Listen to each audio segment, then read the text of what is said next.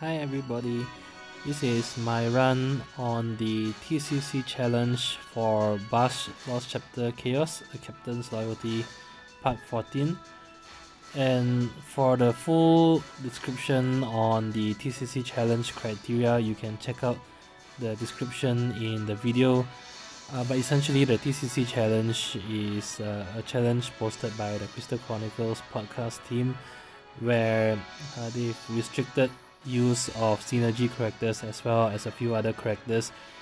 Each challenge is different from one challenge to another, and for this challenge the tricky part of it is of course all synergy characters are banned, but most of the other characters that are banned are also characters that can help you mitigate the group HP damage from the Might Eater boss. And therein lies the challenge of completing this TCC fight. So I'll just quickly run through the brief mechanics as well as the strategy that I used to complete this challenge. So obviously the Might Eater is difficult mainly because of its absorb energy attack, which it will absorb all the brave from the entire party and reflect it back in the form of HP damage, and without some form of HP damage mitigation such as basch or Porom, which is also banned, it makes this attack quite deadly to bear.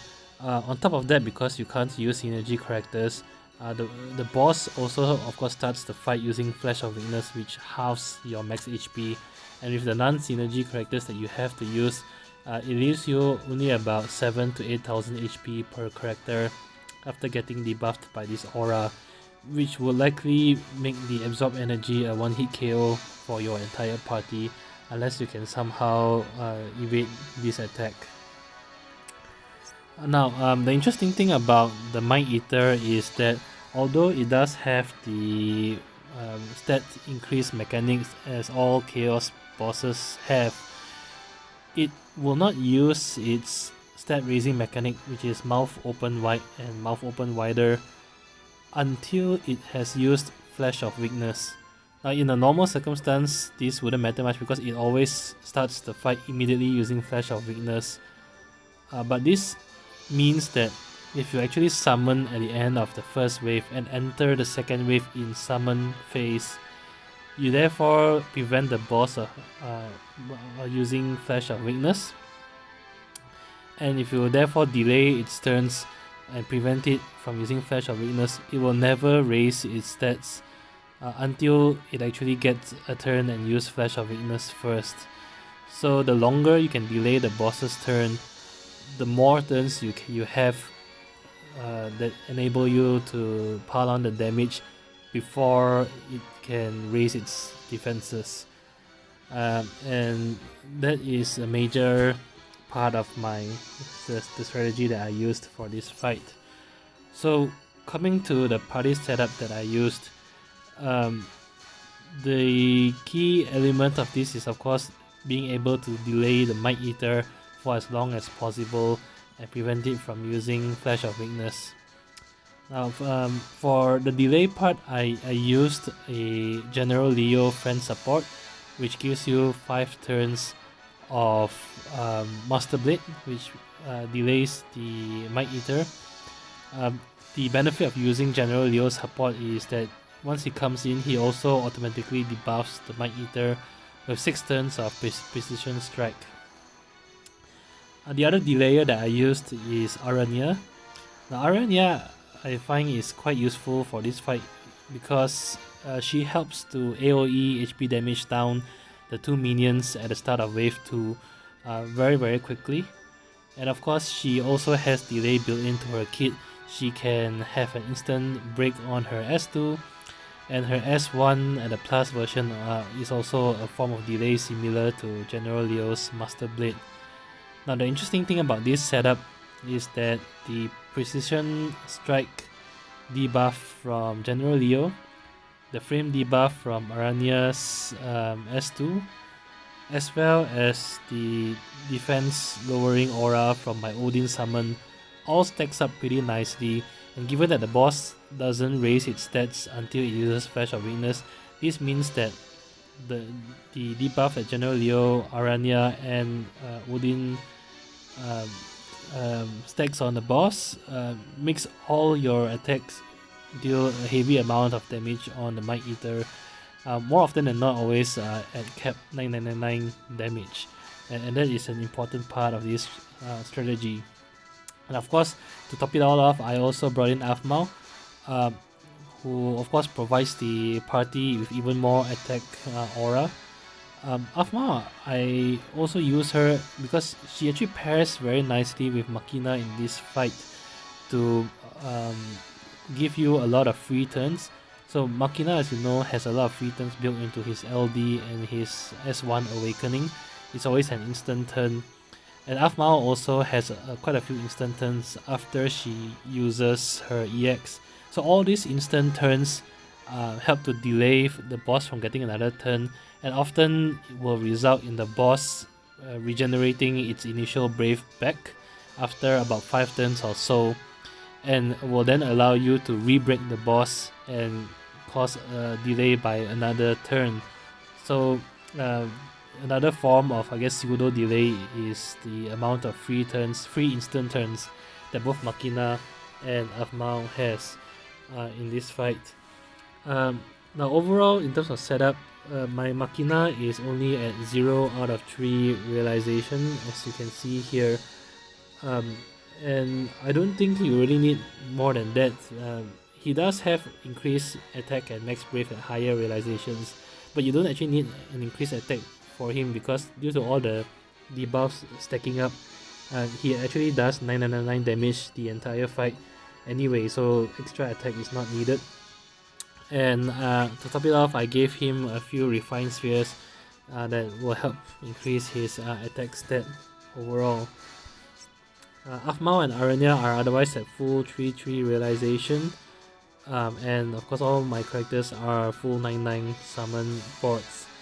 As I mentioned, I used Odin's summon mainly because he lowers all enemies' defense by 15%, and the good thing is that he also raises your attack by 30% permanently if any of your HP ever falls below 80%. And this condition is very easily met on the first wave because the Iron Worms tend to spam their gravity HP based attack, which is the group gravity spin, and that will easily cause your characters to fall below the 80% HP threshold and trigger the attack up buff by Odin, and therefore allow you to enter wave 2 with quite a high attack stat overall. So without further ado, let's go on to the fight, and I'll run through some of the strategy and decisions that I make throughout the fight.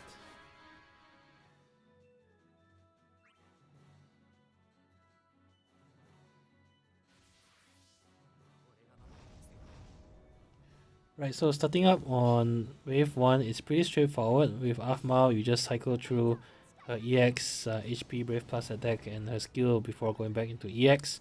For Aranea, you want to save all her Dragon Dive skill users for wave 2 because the delay is quite crucial to prevent the Might Eater from getting a turn. So I use her S2 as well as her HP plus attack to deal AoE damage on the Iron Worms. For Machina, I start off with one skill use of his LD to inflict his LD debuff on the bosses, and thereafter will allow him to do a follow-up attack after each of his attack. So it's pretty straightforward. You just repeat this cycle of attacks the entire wave.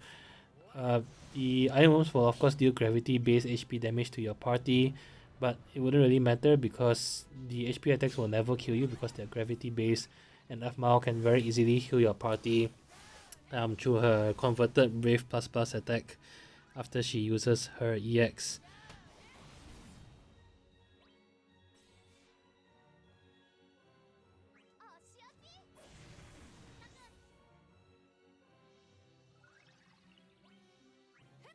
So you notice that I focused most of my damage on one of the Iron Worms. The reason for this is at a certain point, the Iron Worms will actually increase their defense by using an ability called Iron Defense. Once they do that, they become quite resistant to brave damage. And so I start off by focusing damage on one of the iron worms until it's kind of low. And then I switch targets to the other so that the first iron worm will naturally die from AoE HP damage. And so it using iron defense wouldn't really matter that much. And then I will of course be then focusing my brave and HP damage on the other iron worm who hasn't used iron defense. I think this is the most optimal way of getting damage through their iron defense ability.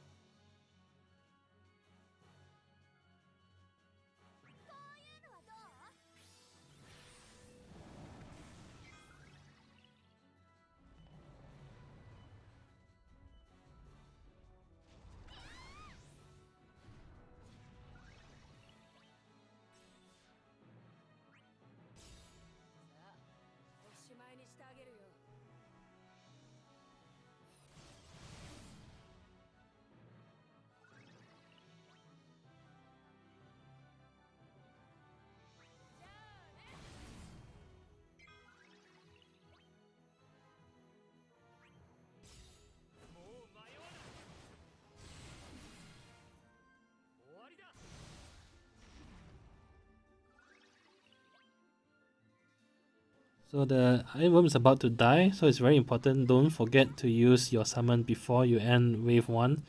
So here I use my summon, and since Aphmau could kill off the iron worm, I saved her EX for wave 2.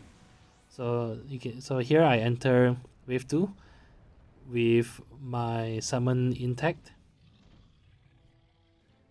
And by doing so, the boss is not able to use Flash of Weakness. So you can see it's actually targeting itself. That's a signal that it wants to use Flash of Weakness to lower your party HP attack.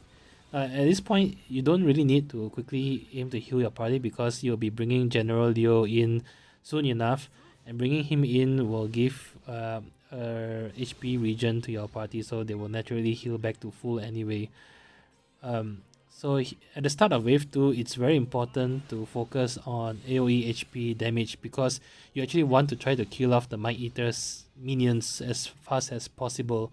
So that's why I used Aranea's High Wind, especially during the summon. It does massive HP damage to the minions, as you can see. For Aphmau, use her S2, which does splash damage on the minions. And after using her EX, try to use more of her converted HP attack because that also does damage to the minions as well. For Machina, he will naturally do HP damage because of his LD debuff. So again, start off the wave 2 by using one charge of his LD to inflict the debuff. And then thereafter, all his attacks will also deal HP damage to the minions. Now the reason why you want to bring down the minions as fast as possible is you want the minions dead before you bring in General Leo. Because when General Leo comes in, he will apply his Precision Strike debuff on a random target. And if the minions are still alive, there's a chance that the debuff will land on the minion. And you actually, therefore you want the minions dead so that the debuff is guaranteed to land on the boss. And because the boss will never get a turn, his Precision Strike debuff actually never wears off, which gives you bonus damage on the boss along the way.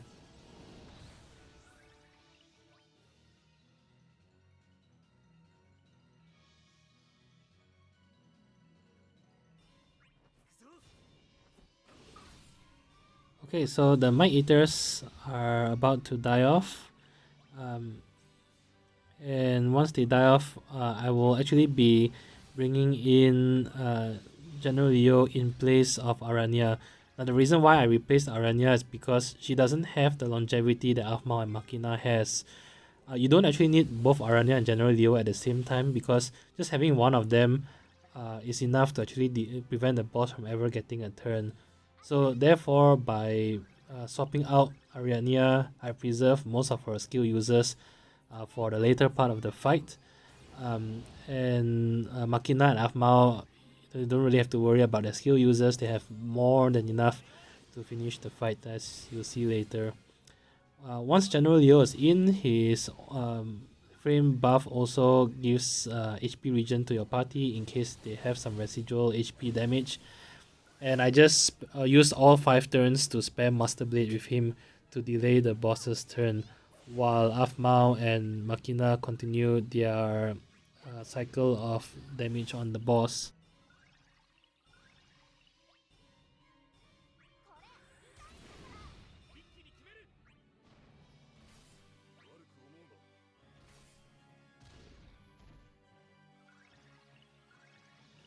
Now, while General Leo is out with Machina, I recommend using his Cyclone Drive as much as possible, his S2. And that's because it will then help to charge his EX for you to get to Guardian Blade as fast as possible. Later on in the fight, I will be spamming his Awakening and his LD to get free turns, to waste more turns to allow the boss to regen its Brave. So at that point, I wouldn't really be using Cyclone Drive. That's why this is the best time to use his Cyclone Drive ability.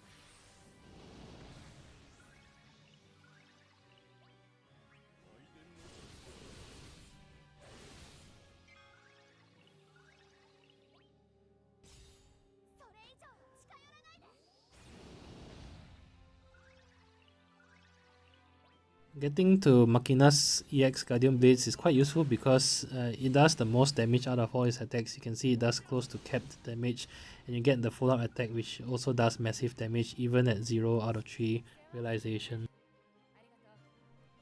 Okay, so now Aranea is back, and you want to use most of her S1 as a way to delay the boss. Make sure that when you use her S1, it's at the plus version, because the non-plus version wouldn't delay the boss.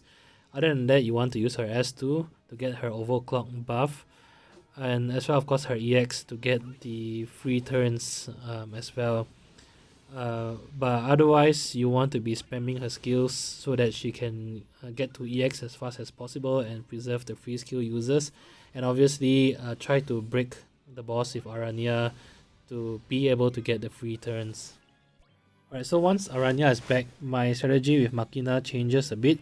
You don't need to conserve his LD or his Awakening because the boss will never get a turn anyway, so the LD debuff on the boss will never run out. At this point, I spam LD and then Awakening and then EX if it's up. If not, I use his Furious Blade Plus because it's a free turn. And the reason I spam LD and Awakening is really just to speed up his way of getting to his EX as soon as possible to get more damage. And this also delays the boss because it takes a few extra turns and allow the boss to regen its Brave.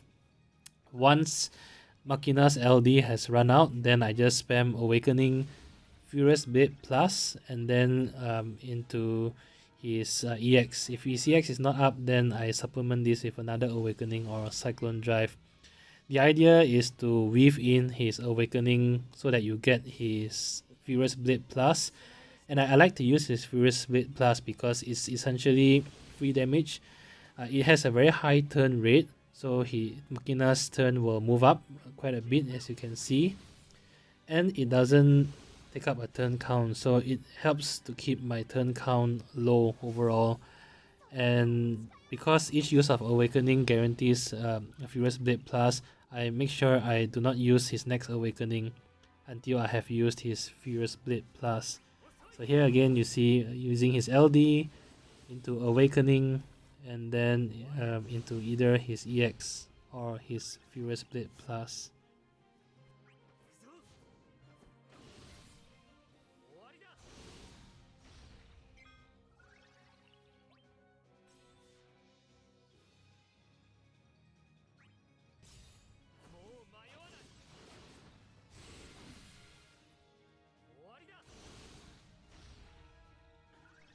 Importantly, if his EX is up and you use Machina's EX, don't forget to later on use his Furious Blade Plus, because to me it's really a waste if you use Awakening before, because his Awakening, as I said, will turn his Furious Blade into the Plus version.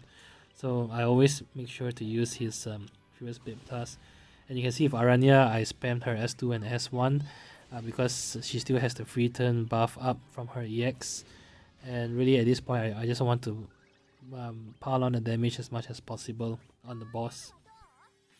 It wouldn't really matter if the boss gets a turn at this point, because he will always use his first turn to use Flash of Weakness, and thereafter he will still get a few more turns in before the boss's next turn. Anyway, the difference it does make is that once he uses Flash of Weakness, he will increase all his stats.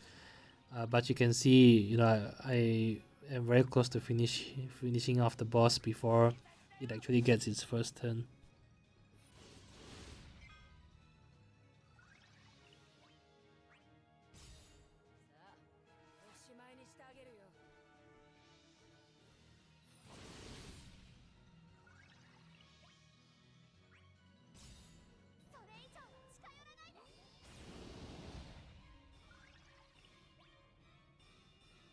Right, so the boss is almost dead, and my Machina still has 4 charges of his Awakening. So this is really where you don't want to have his Awakening go to waste, because it's always an instant turn. So again, I use his Awakening into Furious Blades Plus, and then I will go into his EX if it's up. If not, I will Awakening into Furious Blade Plus again.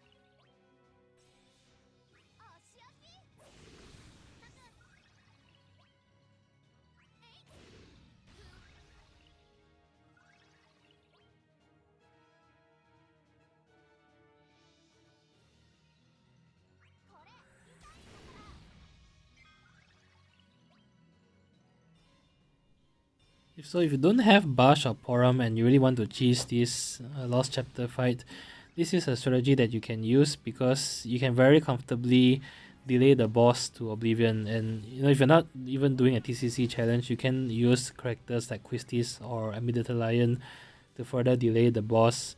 You can see here, even without using them, and just by using Aranea and General Leo, I very comfortably killed off the boss before it gets its first turn. So this is also quite a cheesy strategy overall. So the boss is like practically dead, and I just used up all of Machina's remaining Awakening to kill off the boss.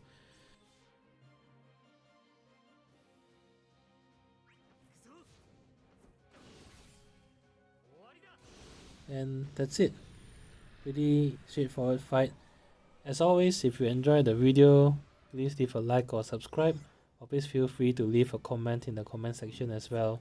Thank you.